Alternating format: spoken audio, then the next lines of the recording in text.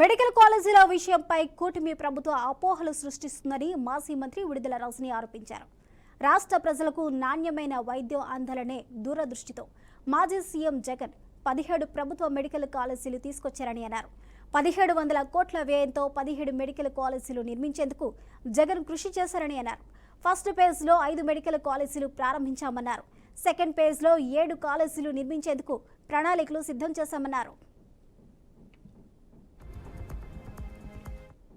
నాణ్యమైన ఆరోగ్య సేవలు, ఉచితమైన ఆరోగ్యం మన రాష్ట్రంలో ఇవ్వచ్చు అనేటువంటి ఆలోచనకు మరి జగన్మోహన్ రెడ్డి గారు అడుగులు వేయటం జరిగింది. వైఎస్ఆర్ కాంగ్రెస్ పార్టీ అధికారంలోకి రాగానే మీరు చూసినట్టయితే ప్రతి పార్లమెంట్ జిల్లా పరిధిలో ఒక కొత్త గవర్నమెంట్ మెడికల్ కాలేజ్ తీసుకురావాలి ఉండాలి అనేటువంటి ఆలోచనతో ఈ రాష్ట్రంలో 17 గవర్నమెంట్ మెడికల్ కాలేజ్ ని తీసుకొచ్చేందుకు శ్రీకారం చుట్టి సుమారు 8,500 కోట్ల బడ్జెట్ తో మరి ఈ కాలేజ్ ని తీసుకురావాలనేటువంటి ఒక ప్రణాళిక సిద్ధం చేయడం జరిగింది. ఒక్కసారి ఆలోచన చేయండి, ఒక మెడికల్ కాలేజ్ ఈ రాష్ట్రంలో రావాలన్నా, ఒక మెడికల్ కాలేజ్ తేవాలన్నా ఓవర్ నైట్ లో అయిపోదు. It's not that easy. ఒక మెడికల్ కాలేజ్ మనం తీసుకురావాలంటే దానికి సరిపడేటువంటి ఫస్ట్ మనకు ఒక ల్యాండ్ ఉండాలి, సరిపడేటువంటి 330 బెడెడ్ హాస్పిటల్ ఫుల్ ఫంక్షనాలిటీతో విత్ అప్రోప్రియేట్ కావాల్సినంత